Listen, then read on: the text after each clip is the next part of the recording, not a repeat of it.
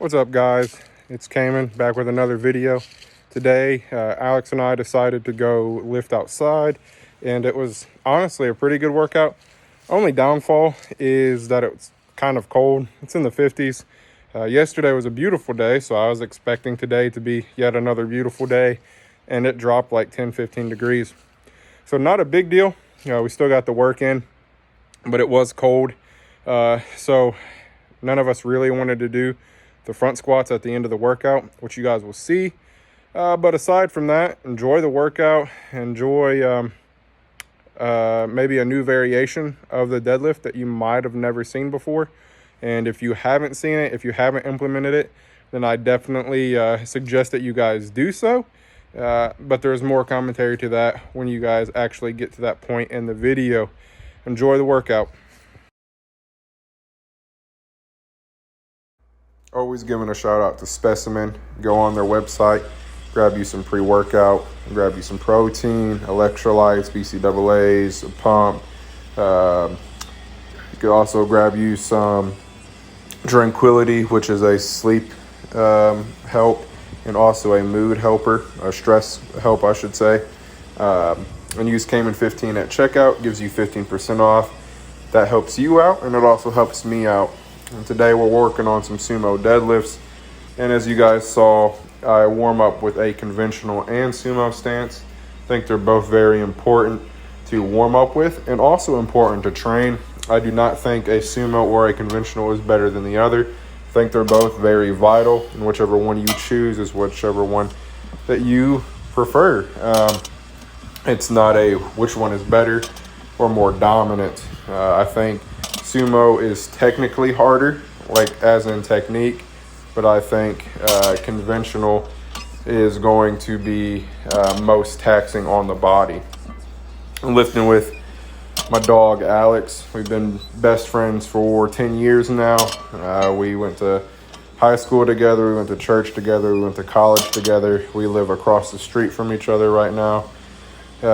So definite best friends. As you can see, as I'm warming up and working up to my top single, I don't got a lot of 45s. I actually only have 4, which makes it very complicated for me to progress in weight the way that I want to. So I have to be very creative with this. Really, the only downside that I can say to deadlifts today was that it was kind of cold. It was about 50 degrees out today. I was expecting it to be like the day prior, which was around 60, 65, which would have been perfect for this lift. But I can't complain at all, especially because this honestly was just a lot of fun to do this. When you see this next one, I was not planning on making this jump. I don't know what I was thinking at all, but I can't complain. 465 moved well. Definitely RPE 8, a solid one. Didn't jump, nothing lower than that. And then I used about 74% of my estimated 1 rep max for deadlifts. You guys can see this band here. It's definitely helpful to engage your lats. So if you're not good at packing your lats down or keeping them activated through the lift, then I definitely suggest that you try using a band to help you. A friend can hold it. You can hook it up to a squat rack. You can loop it around a dumbbell, whichever one works best for you, but I definitely recommend you doing so.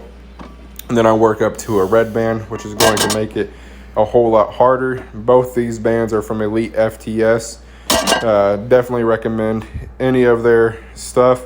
I'm pretty sure I gave them a shout out in a video prior. That's just because I think that their stuff is solid. You definitely get your money's worth for their equipment. I will come back when it gets to floor press. I actually think it's coming up, but I'll see you then.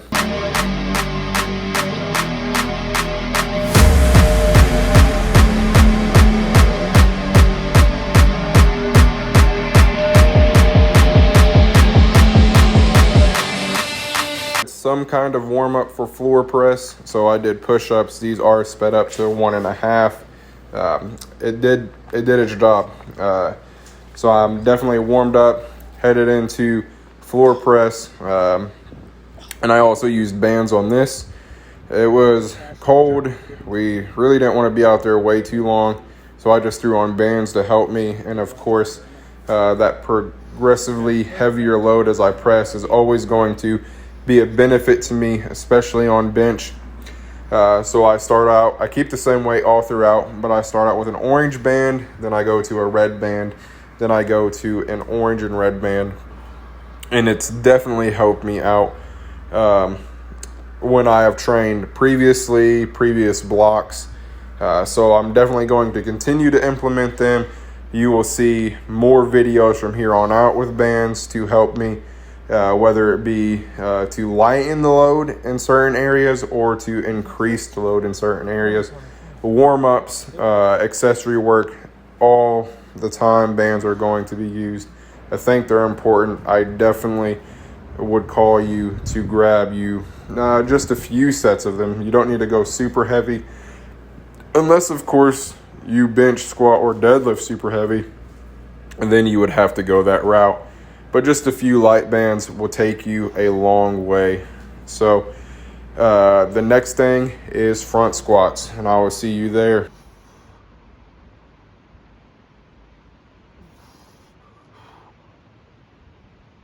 Was your last one? Come on. I didn't do a lot here. I just wanted to get some front squats in to see how it feels. Last time, front squats did not feel too great on my knee. These felt really solid, so I'm going to continue to implement them. Also, peep the lats real quick. If you don't have a proper lat warm-up or lat engagement, that's typically what is going to cause you to fall over on your front squat. So work the lats, get them warmed up, keep that shelf high, keep your elbows high, and grow your front squat, grow your core, grow your quads, grow your upper back. It is a great movement all around. So I thank you guys for watching. That is it. Enjoy your day. So that was the end of the workout. We just did deadlifts. I worked up to, I think it was 465 on a single. And then I did 3 sets of 5, I believe it was, at right around 74% of my estimated 1 rep max. And I also put on a band to help me with lat activation. So that was great. Did some floor press with the bands as well, just to help me push through. If you guys have seen any of my bench videos, especially as I am getting to heavier weight or getting to my last few reps, I always struggle either off my chest or at lockout. So that's always going to help. And like I said, way too cold. Not way too cold. I could have actually pushed myself through it, but it was cold. It's coming up with excuses that I shouldn't have. Well, actually, I take that back. Remember on Thursday when I was squatting and I said that my foot wasn't doing well? I found out what it was. Right next to on the inside of my right foot, I have a huge bruise on that. And I have no clue what it comes from, but it's been an irritant ever since. It doesn't hurt, but it's uncomfortable the entire time. So that extra pressure, especially in my wedges, would have caused even more discomfort, probably would have caused the bruise to continue on for a while. So I decided to do 1 set with no shoes on to help with that. I'll probably go to my Vivos for squats from now on until I can get a wider set of wedges, because I do think that that's probably where it's come from. If not, I'll just monitor it, see maybe what is flaring it up, and take care of it then. And of course, like I said in the previous video, I need to go to a chiropractor and a masseuse as well to get that taken care of.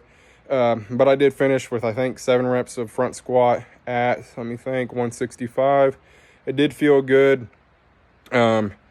So I'm definitely, that's part of the thing that I'm going to implement, is different variations on different days to make sure that they're complementing well. Aside from that, have a blessed day, have a great day, and I hope to see you back whenever the next video is. Thanks.